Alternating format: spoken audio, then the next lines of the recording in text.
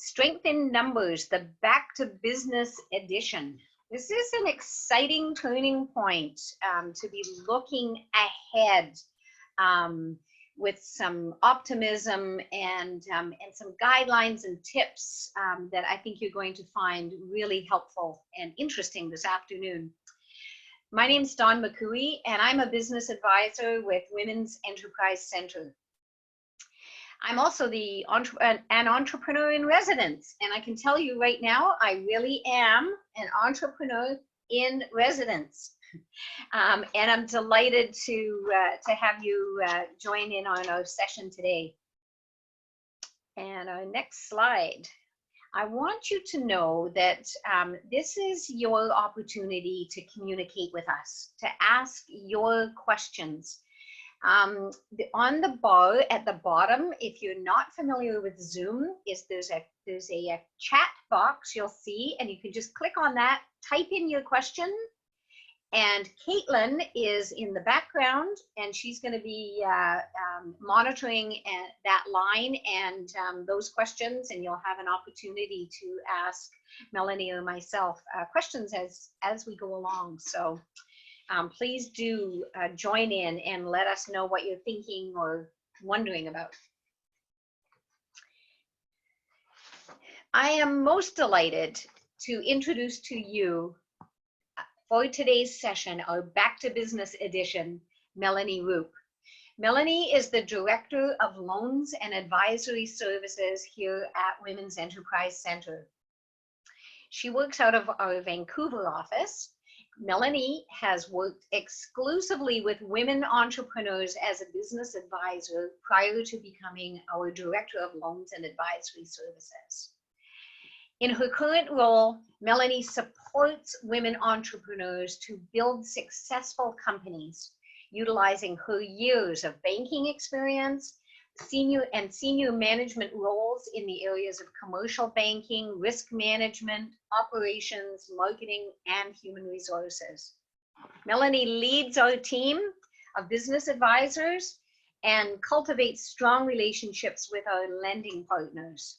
She also works really hard to share your voice with senior government officials. And that's why she's here today to talk to you about what's happening, programs, and especially tips on how to move forward.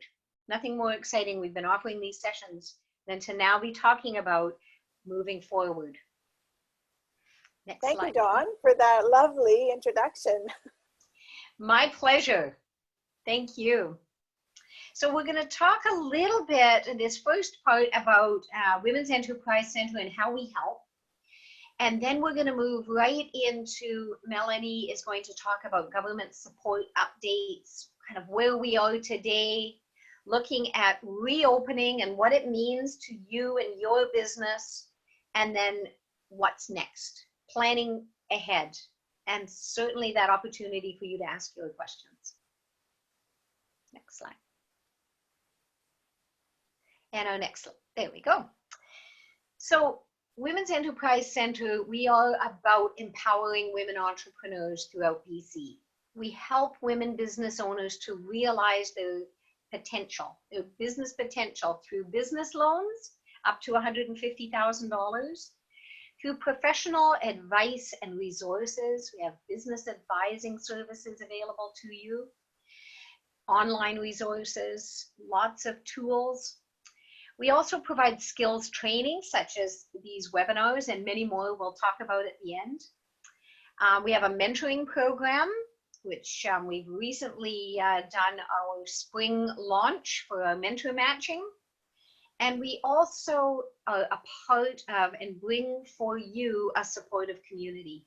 And right now, during COVID pandemic, this is one of our most important mandates, and it's why we created these Strength in Numbers sessions, to help you feel like you're part of a supportive community. Next slide, please. So the ways that we can support you right now is we have made concessions to our loans available to our Women's Enterprise Center loans clients.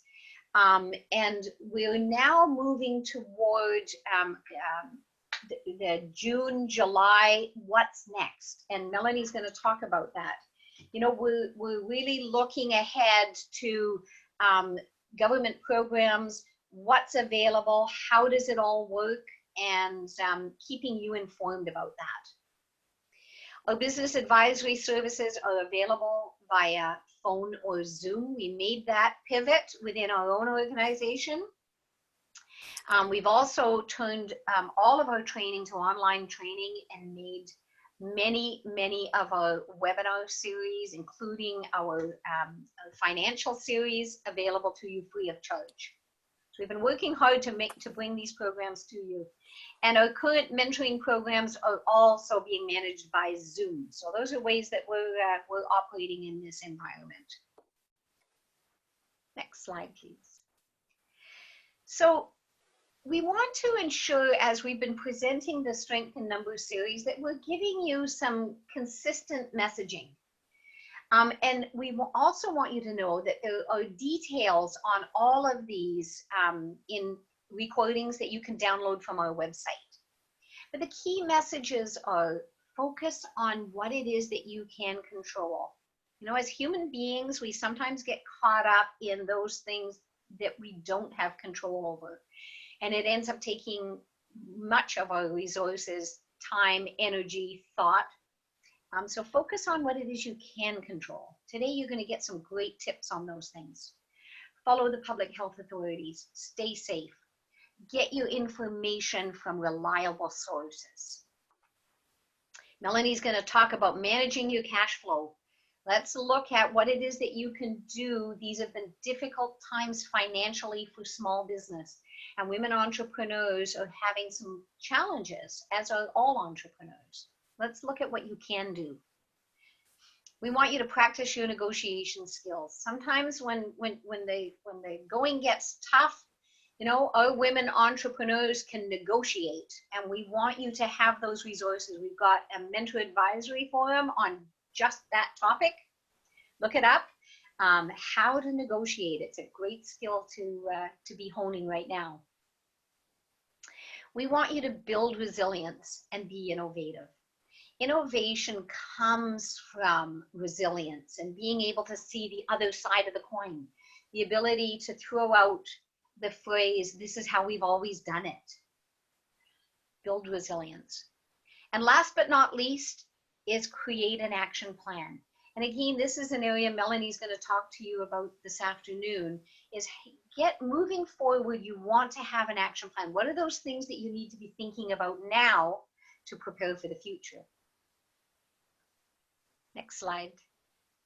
And again, we want you to ask questions. Click on the chat, type in a question or a comment, and Caitlin's going to monitor that for us. And thank you, Caitlin. And I'm going to turn it over to Melanie Roop. Great. Thank you very much, Dawn. That was a great introduction. And you know, when I think back when we first started the Strength in Numbers sessions, you know, just those key things of focusing on what you can control, staying calm, you know, all of those things that continue to resonate and I think help people through this. When I was preparing for this, I went back and looked at when it all started, and I think March 18th was the lockdown. You know, it was just a few days before that where I left the Vancouver office and said, you know, I think we're just going to work from home for a little while now. And that was 10 weeks ago. Wow. 70 days, over 2 months ago, you know, and I don't think any of us imagined that we would be sheltering in place for 10 weeks. I thought it'd be a few weeks, but here we are. Wow. And even looking back on April 6th, you know, BC has done so well in following along with the Dr. Henry's orders, that on April the 6th already we could see the curve bending where we were seeing that slight decline, and yet here we are 6 weeks later and we're still waiting and all working together. So this has just been an incredible shock, number one. And when I talk to clients, I get that sense of shock. Some of the clients that I've talked to have said, you know, I just couldn't look at my numbers. Like I had my eyes wide shut, is what she said. That it just was, not knowing what to do, going and working from home, wondering what the next steps were for the business. And it was really quite a scary time for a lot of people. And then we saw the introduction of all these government support programs, and as the first ones came out, they may or may not have applied. And so people are waiting for new announcements. And I think now we're used to the daily announcements from the Prime Minister on what supports are available. And in many ways, we're very, very lucky that we have such a supportive government.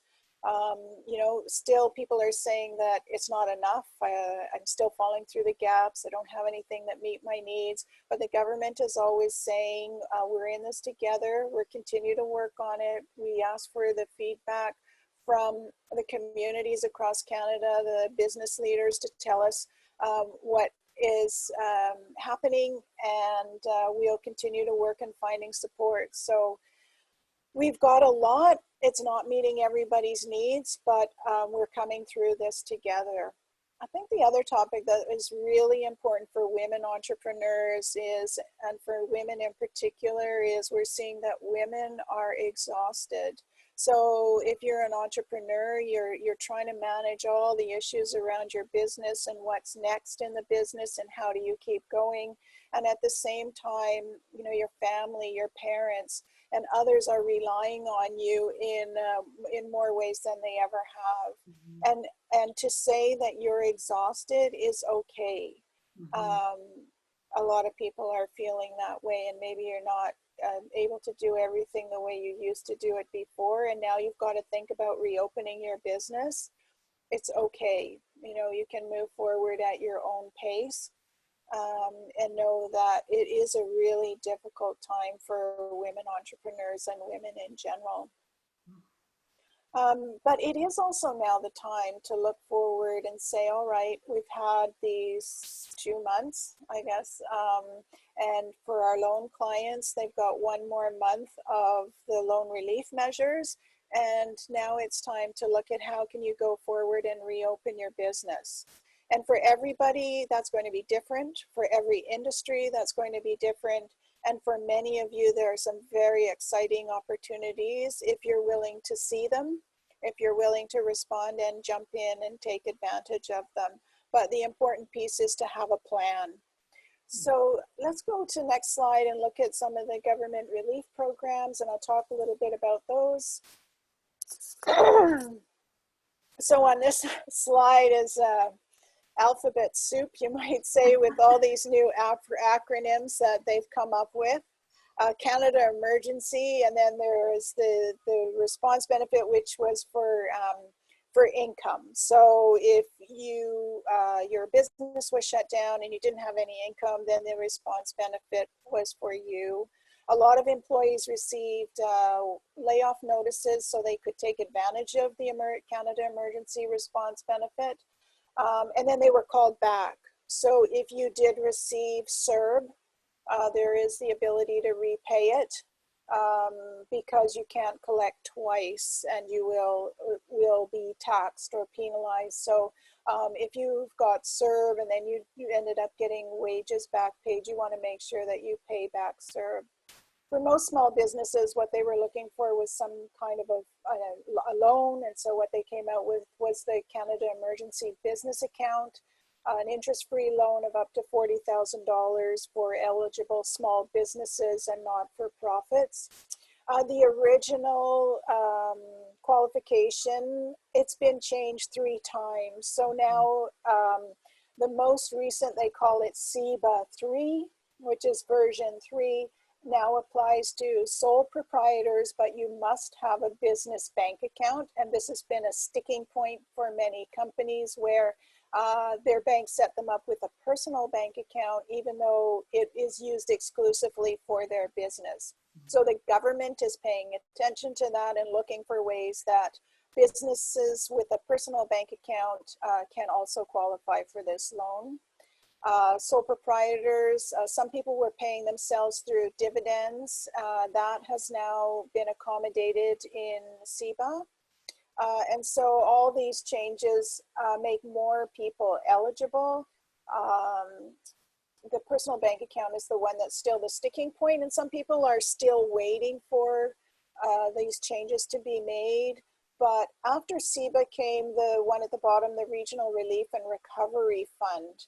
So that was for businesses that didn't qualify for SEBA. So, and it is available through the regional development agencies, which is Western Diversification in British Columbia, and Western Diversification, and also Community Futures.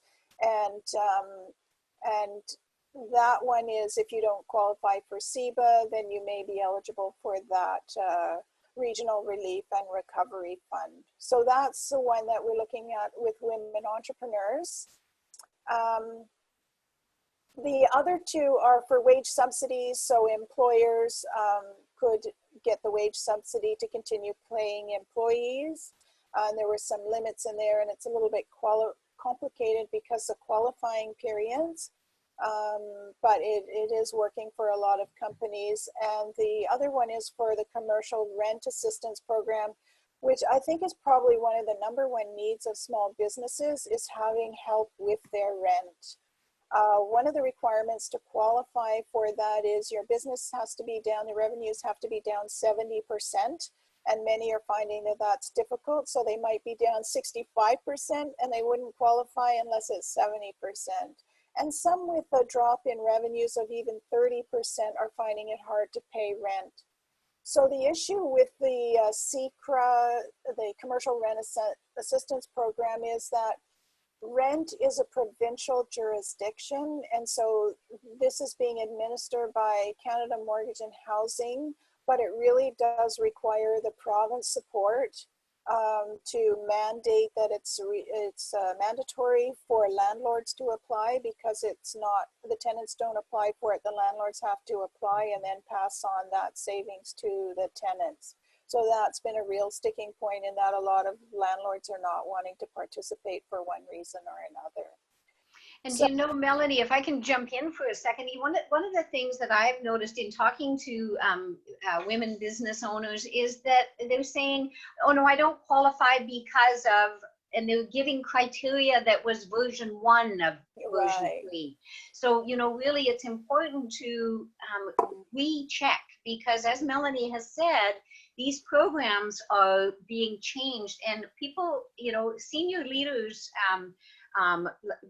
like Melanie, are sitting in and talking to government and sharing your concerns and bringing them forward, and they're being heard, and new programs are being rolled out. So always check. Don't take a piece of information that you heard from another business and they told you this is how it works. Go to the source and check it out again, because as Melanie said, it's changing every day. Yeah, that's a really good point, Dawn. And on our COVID-19 page, we have links to the source for all of these programs. And so we encourage people to go back and look at the source. Yeah, it's interesting, on the call, they're 8 o'clock in the morning with the federal government, and almost every day there's one fellow, and he states his name and where he's from, one of the Chamber of Commerce's across Canada, and he goes through the same points every time. And it's like, they're just like hounding to say, this isn't changed yet, is there an update? You know, but all that information is going to government, and it's being passed on to finance department. We've even had speakers answering questions on the phone from the CRA. You know, the CRA has 2,000 agents answering questions on the phone lines for people when they have questions. So if you have questions, it's often good just to go to the source, find out who do you call, and then ask your question. I do want to add another a new support that is available, is the business resilience through the Canadian Chamber of Commerce. They've teamed up with the CPA, Chartered Professional Accountants Association of Canada, and Imagine Canada, and EY, one of the accounting firms, to have business advisors available to answer questions. So we'll have a link to that on our COVID page as well. But if you have specific questions about whether or not you qualify, or about your situation on a particular program, you can also call in there for guidance, and then they may even refer you to CRA or CMHC for the rent assistance program, Mm-hmm. excuse me, to respond. So that's another great resource. Yes. So lots of programs. Keep checking back frequently. And let's go on to the next slide.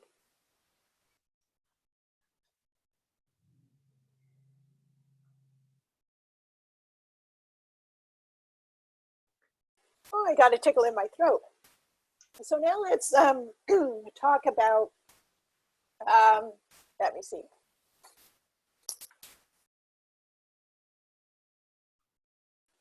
Talking specifically about getting back to business, and I've sort of laid it out in 6 steps. And so let's go through each one step by step. The first one is taking care of yourself, taking care of your staff, and your clients and your employees, and promoting safety. One of the calls that I was on recently is they'd done a survey and said it's only about 50% of clients and customers who are comfortable going back into businesses. And a big one is just the fear. You know, they don't want to catch the virus. And so they've really gotten used to ordering online and having things delivered and being isolated in their homes, and they're a little bit cautious even about going and returning to work in an office again. And that's okay. We went into sheltering in place slowly, and so we're going to come out of it slowly. And so as a business owner, think about your business and take care of yourself. For example, my esthetician doing manicures and pedicures and waxing and eyebrow shaping and stuff, she said, okay, I'm going to open June 1st. And originally she was going to do my eyebrows. And then she came back and she said, no, actually for the month of June, I'm just going to focus on, not on the face. So I'll do manicures and pedicures. And I think that's really, she's thought about, I don't know how to deal around the face and not sort of get too close to you, but hands and feet I can do, you know, and so that's okay to just start slowly. And there's lots of resources online. WorkSafe is offering how to return to work and all the parameters that you need to set up, and signage. They've even got examples of signage that you can use. And also the provincial government is going industry by industry and providing guidance on the sort of things that you need to do to keep everybody safe. So let's move on to the next one. After you've taken care of yourself, your staff, and your customers, the next is to manage your finances. And as a business owner, we say cash flow, cash is king, is preserving your cash. People don't know how long we're going to be in this situation.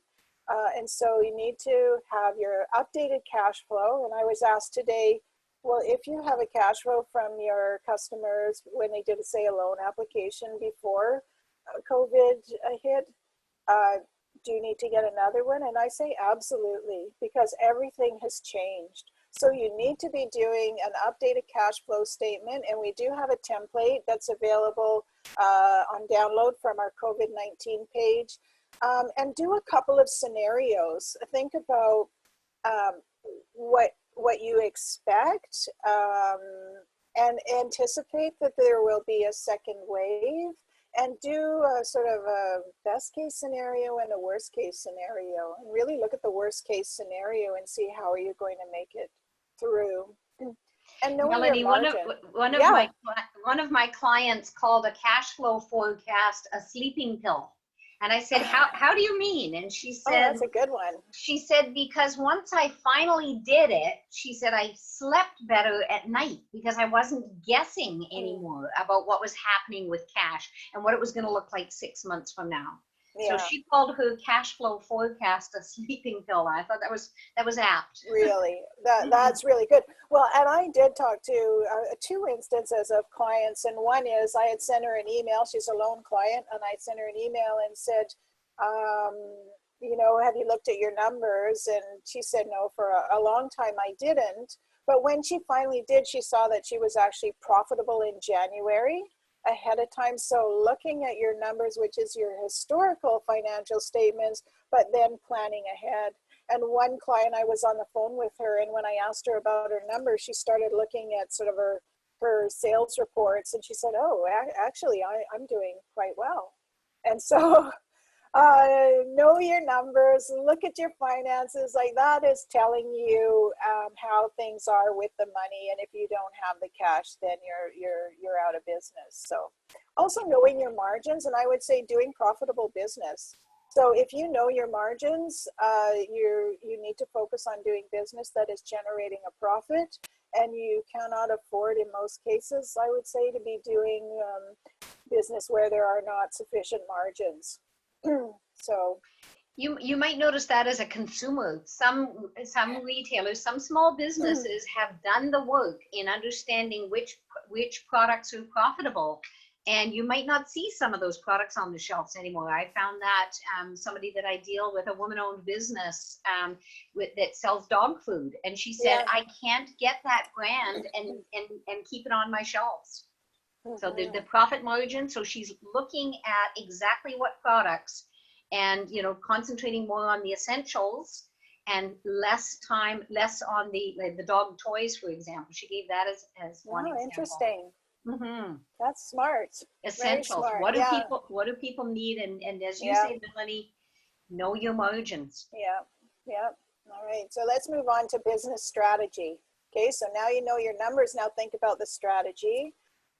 What are your strengths? So looking at what you do really well, and in your business, often people were looking for ways to expand the range of services and products in order to have a bigger basket, we called it. So when a customer came in, you were able to sell them more to one customer, but maybe not all of that had a good margin, and maybe it wasn't playing to your strengths. And so if you just focus in on what are your strengths, then look at what do your customers need now. So Dawn, that speaks to that, what is essential. And we think about people lining up now for certain things, or this rush to go to the beach, let's say, in the sunny weather, or rushing to get out to the parks, or rushing to sign up for a campsite. I mean, there are definitely things where there's a pent-up demand. And so what are those opportunities now?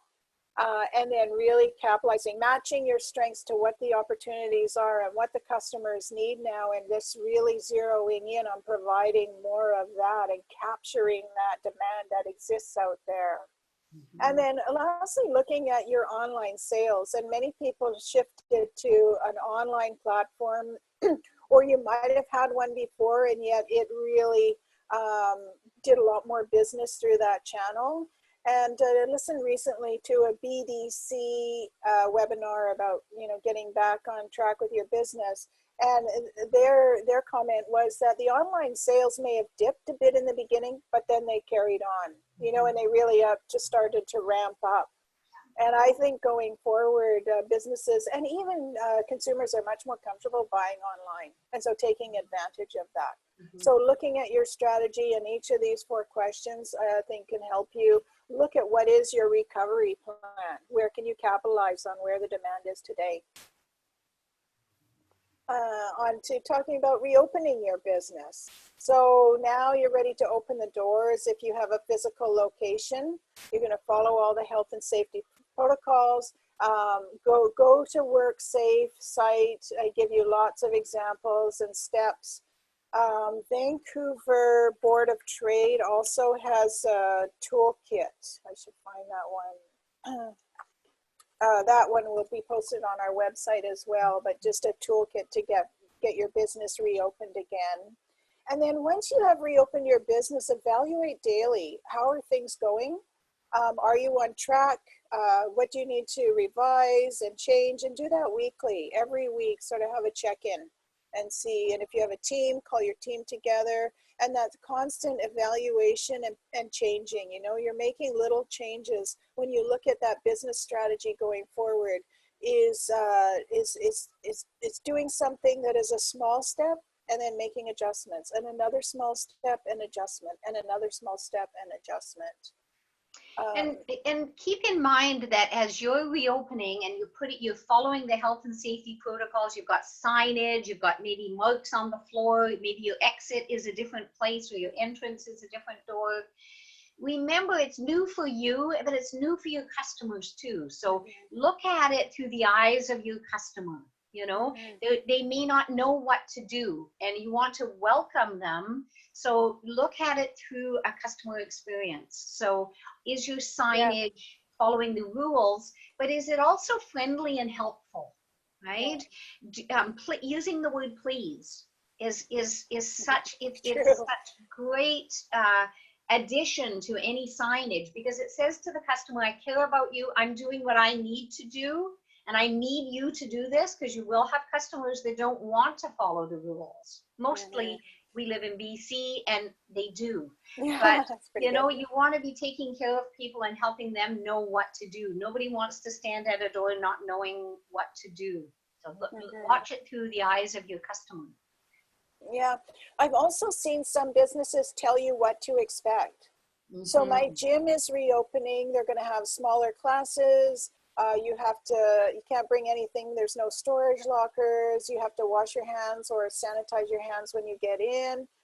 Just some, you're kind of prepared when you go in. And I think that's really helpful to let people know what's changed in your business. And it helps things when they get there that it runs more smoothly. But I'm so excited to get back into the gym. So I'm motivated to do whatever they ask me to do. Yeah. So let's move on to the next one. Preparing for the worst. Um, yeah, I think, Dawn, you probably agree that when we look at cash flow projections, they're always optimistic. An entrepreneur is by nature optimistic, and that's necessary to be an entrepreneur. So it's also important to tell entrepreneurs to prepare for the worst, and do that risk assessment. I think in a lot of businesses, they don't spend enough time doing the risk assessment, and that is thinking about what could go wrong. And certainly we've seen things that can go wrong that we never imagined. And a big one is supply chain. A couple of clients that I've talked to said, I just can't get the products to make my product. And I'm talking to my supplier, and they're trying to track it down for me. I was listening to a podcast today, and the guy makes plexiglass shields, that we might see in a restaurant or in a retail store. And he said, I had a whole bunch of it in the warehouse at the beginning of all of this. And so we started making these shields, and now I can't get any more. The supplier in North America is sold out of plexiglass shields product, and I have the equipment to cut it into whatever shape you need, but it's going to be 4 or 5 weeks before we can even get the product, because there's such a demand for it now. So thinking about the risks where you might not be able to get products, thinking about your supply chain, about alternate sources that you might have, and then what are strategies to mitigate it. So if this is a risk, how could I deal with it?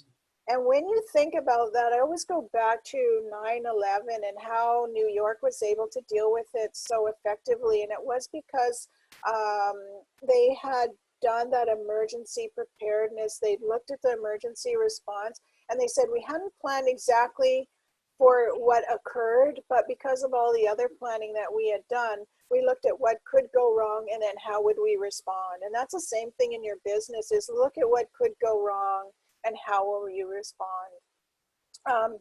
And then anticipating that there'll be a second wave. They say in every pandemic, there's always a second wave. So that means in your business, it will open, you'll have some clients working with you again, and then there's going to be another wave and it'll be shut down or some step back, whatever that looks like.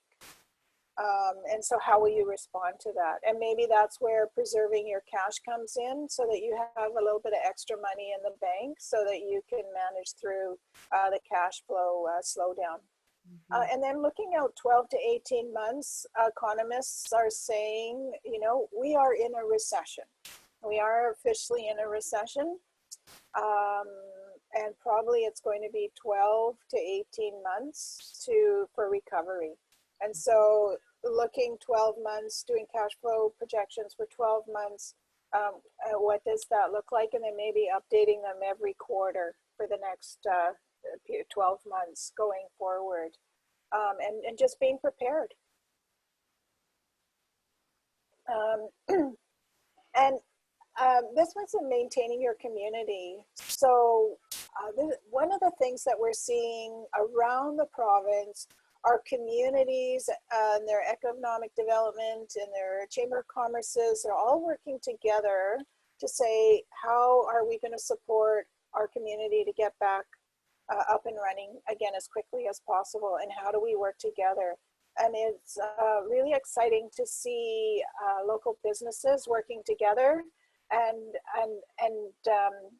Small Business BC has a marketplace on their website where you can post your business and let people know that you're open for business.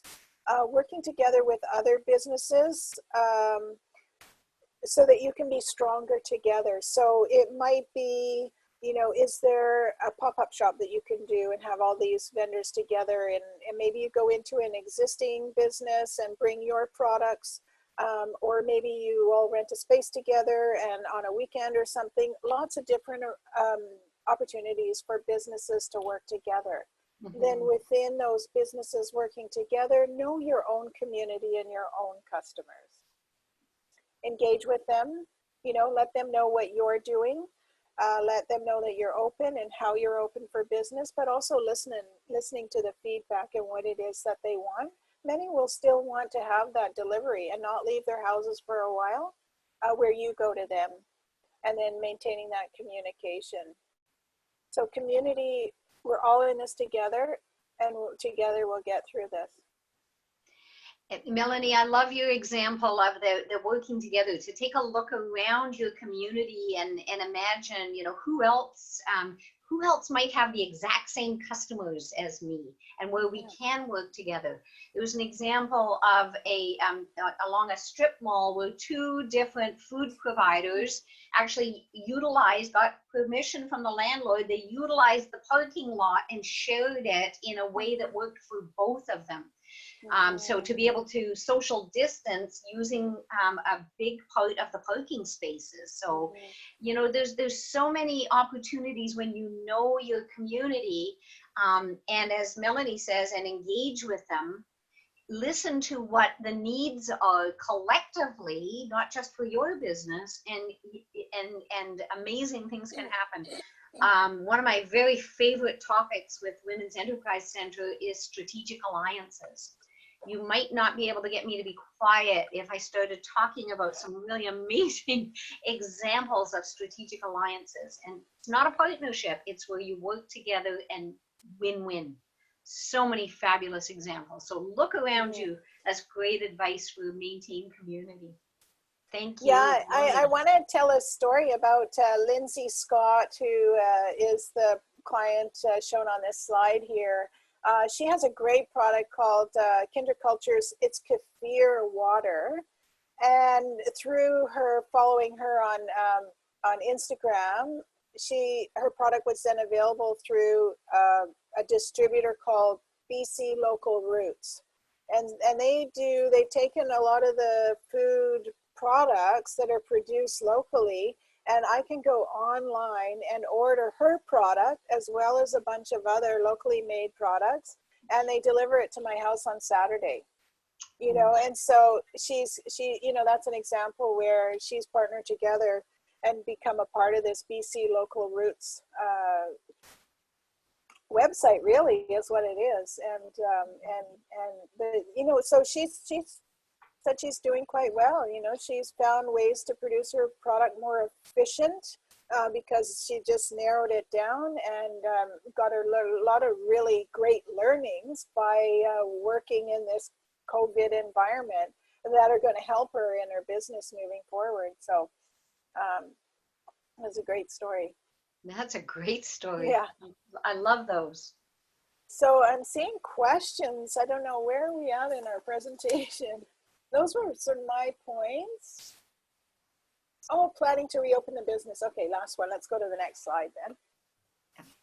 And just really a summary of all the things that we've talked about, okay?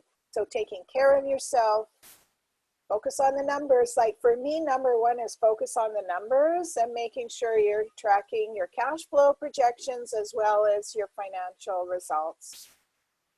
Assessing your business strategy, your business might have changed. We see many companies now making hand sanitizer, you know, and other things that they didn't used to make because the opportunity is there and they are set up in their businesses to be able to fulfill that need.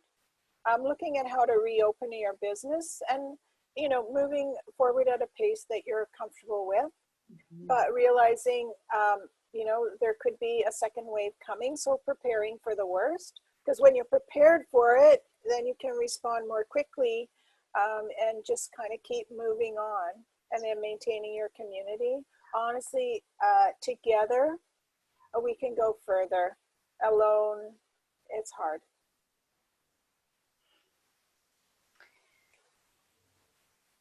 So what's coming next? I think I've covered most of it already, just talking about the second wave and the recession and planning for the next 12 to 18 months.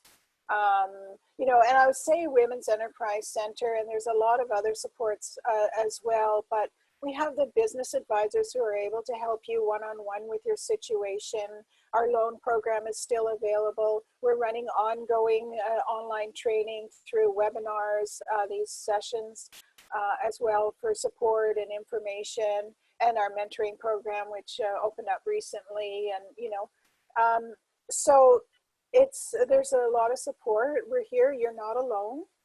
We can help you through. And I'm really excited for businesses to get back open for business again. I want to see the economy going again. I want to see businesses restart. And for me, this is a really interesting time as an entrepreneur, because you're much stronger than you think. You can get through this. And this is a really interesting time to just challenge yourself, to see what you're capable of, to look at the opportunities, and then to move forward. And many of you already have a great team to work with, and so you're not alone. So go for it, and we're here to help, and let us know how we can help you. And I think also, you know, what ideas, what kind of support do you need? Tell us, and we'll respond. Thank you so much, Melanie. I loved your final comment there. You're stronger than you know. You know, that's such an empowering statement. You know, this has been a tough time, and it is difficult, and there are difficult times ahead. But you as an entrepreneur, all of you as entrepreneurs, you've done this. You've worked through all kinds of things to get to the point, whether you've just started your business, whether you're even just thinking about it, or if you've been doing it for 10 years. You've come through so many hoops. You've done so much. And as Melanie said, you're stronger than you think. It's a great message. Okay, so I see some questions here, so shall we just go through? Yeah, I see someone saying, I'm sick of hearing about the COVID. It's depressing. It is. It is. And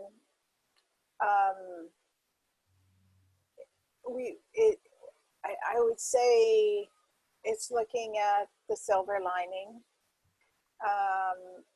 We can't change the depressing part, but we can control on the things that are within our control, and look at the opportunities, and look at, you know, what is possible in the future, and looking on the bright side, I think, is what we try to do. And it's really great to see how so many entrepreneurs have responded, and some entrepreneurs are doing really well in those environments, and that's very inspiring to me, and to others as well, I know.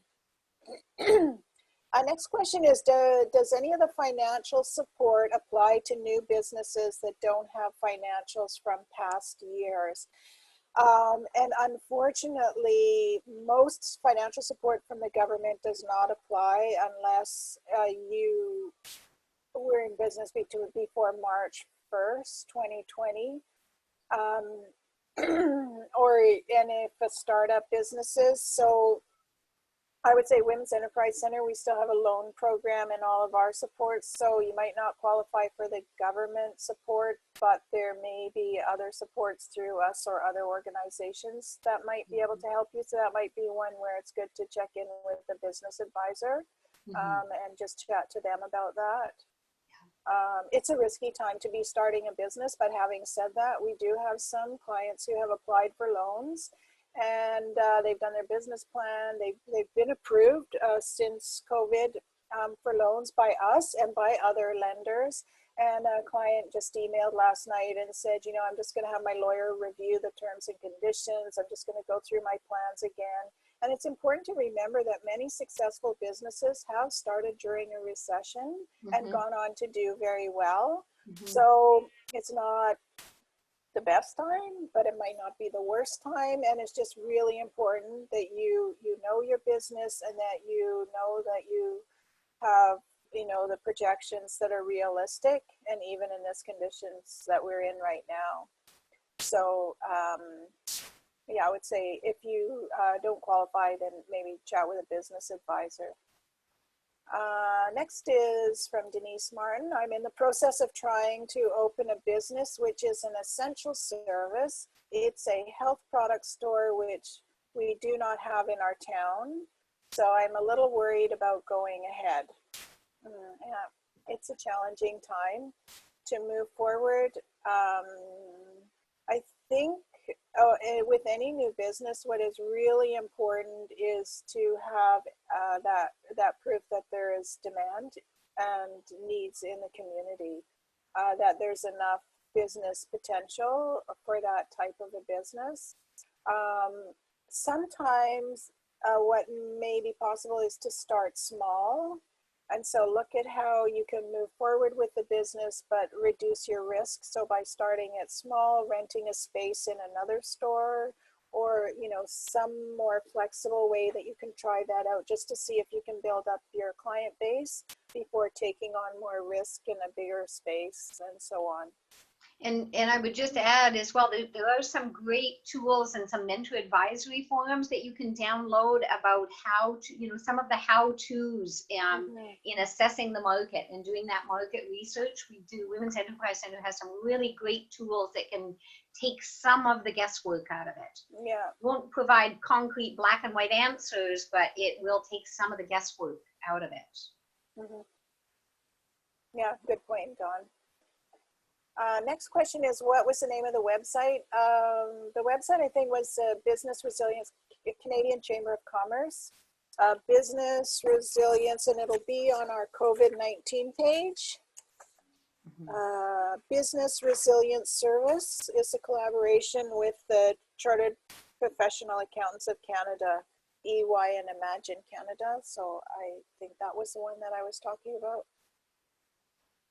Next question, also from Denise. I have the opportunity to buy a building, but it's going to take a lot of upgrades to reopen it as a health food store, and money is a concern. Yeah, so then that you might not be able to start off the way I suggested, renting space in an existing business. It's really important to do a thorough business plan and to do your homework to assess the viability.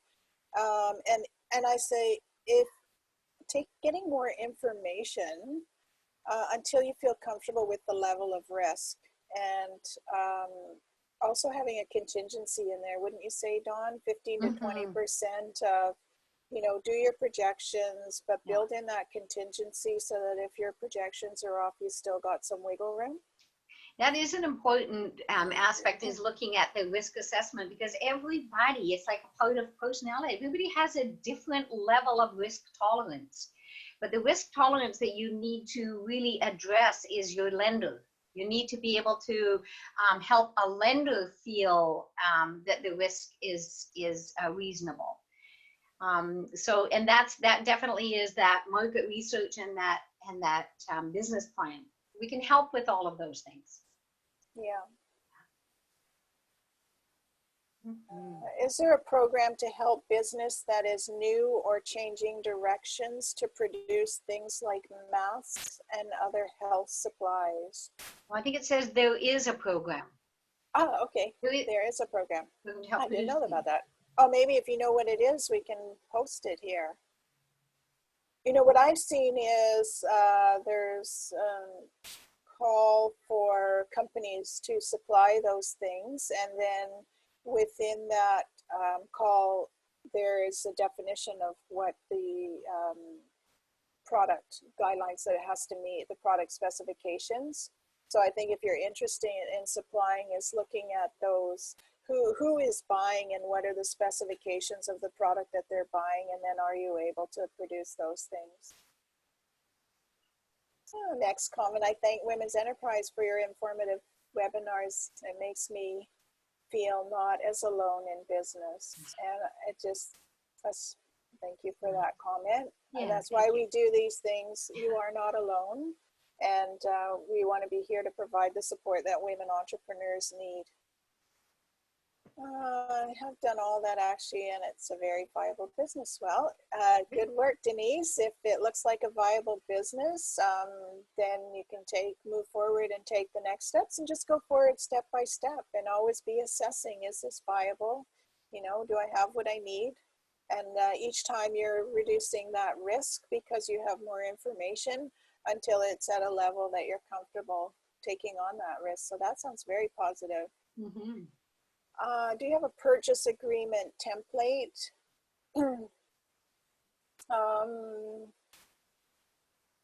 Not specifically. I have used the website lawdepot.ca, has some template agreements that you might find what you're looking for there. Mm-hmm. Yes, thank you. And yes, starting small would be best. Great, on the same plate. Okay. Oh yes. The BC Local Roots website, yes, BC Local Roots is all one word.ca. I believe maybe someone can check that, and if not, I'll have to dig it up.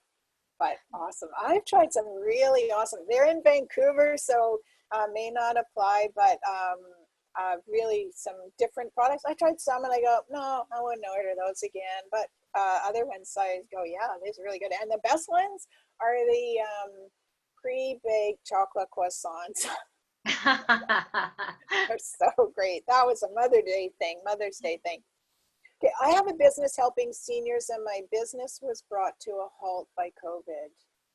I feel like I have to start all over when the government lifts regulations. Any suggestions? Yeah. Monique, I would suggest starting with your strengths, you know, doing that SWOT, and this is what I'm really good at. And then looking at the world has changed, the rules have changed, you know, the perceptions about how we care for seniors has changed. And it could, in fact, be to your favor. You know, it could be in a benefit to your business. Yeah. So, you know, starting with a really good SWOT analysis, you know, you may be starting over in some ways, but you also may have an opportunity that wasn't there when you had to shut down. So it's really kind of digging into what are the new regulations? What does this new world look like? And how can my business help? Yeah, that's a really great response, looking at your SWOT and maybe what your strengths are might be applicable to more than the seniors community. Mm-hmm. Mm-hmm. It's possible. Yes, a question here about who administers the RRRF in addition to Community Futures. So that's Western Diversification in British Columbia. And we are hoping maybe we can do some of that work as well for women entrepreneurs. So the best is to sign up for our newsletter and follow us on social and keep checking back on our website. If we have more information, we'll certainly let you know. Good. Appreciate all the comments and the appreciation. Thank you everybody for posting that. It's great feedback. Question here, there's a concern that as we are all borrowing this relief dollar, tax, PST, GST to catch up and getting loan insurance payments that we have moved ahead, that all of a sudden in September, we're going to have another kind of struggle. Mm-hmm. Mm-hmm. I'll jump Please. in. That is a concern, and sometimes we say to people, a government loan or any loan is maybe not the next best step. It is really assessing. It's coming back to that assessment part. What does a cash flow forecast? That's why it's a sleeping pill. A cash flow forecast will help you to sort out, what does it look like in September? Or as Melanie says, kind of that 12 to 18 month period. What does that look like? Sometimes in the immediate future, it looks quite scary. But if you project things out and you've got some historical financials that you can lean on for some good solid data, that's going to really help you alleviate some of the concerns. How do I end the negotiation? What does this look like if it's all borrowed, right? You need to kind of look at the negotiation skills, but most importantly, projecting it out over a 12 to 18 month period. What is manageable? How can you manage that cash, especially the outgoing cash, the outflows? Yeah, yeah, exactly, that cash flow, and maybe, managing how much you borrow. Also, there's things, so you might be able to extend your payment with your suppliers. You might be able to collect your revenues more quickly. So if you have receivables, collect that more quickly. I mean, everybody's going to be pushing, but it's looking at your cash cycle, that cash conversion. So when you make a sale, it's being able to get the cash in more quickly. And trying to minimize the deferring of payments and how much you need to borrow. That really is spending a lot of time with your cash flow projections and working that. I'm now on the question and answer. I see a few more questions here. So we're running close to the end of time. So let's just go quickly. For R&D companies, the eligibility is really difficult as there's not client during the year to estimate the drop in revenue. How can I know if we qualify for CEWS or CEBA, so the wage subsidy or the business account loan as a business owner? R&D companies do have the struggles. There was some financing for companies in R&D through IRAP. I see there's a later question here. Also, does government assistance as IRAP, NRC, SHRED are being considered as income? I believe, yes, they are. As I mentioned, we had revenue in the month of March and April of last year and this year in March, and nothing more in the following months. How can I calculate this drop in revenue for R&D corporations? So that might be a good question for the Business Resilience Service. They might be able to help you do those calculations. Each of those situations is so specific and unique to the company. Sometimes the accountants can also help you work through that because the accountants have been getting up to speed on these programs as well and helping their clients. I know from some of the companies that I've worked with that have been claiming the wage subsidy. I mean, you have to look at it and do the calculations, and there's a number of different ways that you're allowed to do the calculation as long as you do it consistently going forward in the same way all the time. And it's just unique to each company and how that would work, but it's really a struggle for companies that don't have that consistency in revenues the way you do in an R&D company.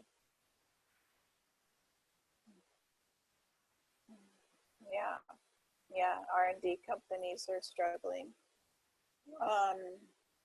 Yeah. We had one revenue.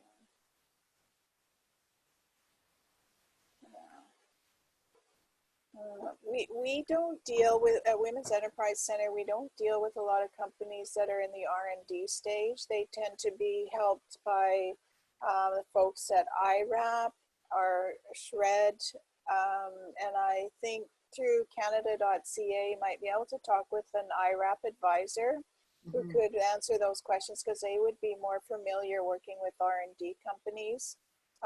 We work with companies that once they have revenues and are revenue generating or ready to start revenues, then that's where we work with them. So yeah, lots more questions. But in the Canada.ca, they have a virtual assistant as well. So they really kind of work you through a tree that should get you to the right person or the right application. Yeah. Great. Okay. Okay. All right.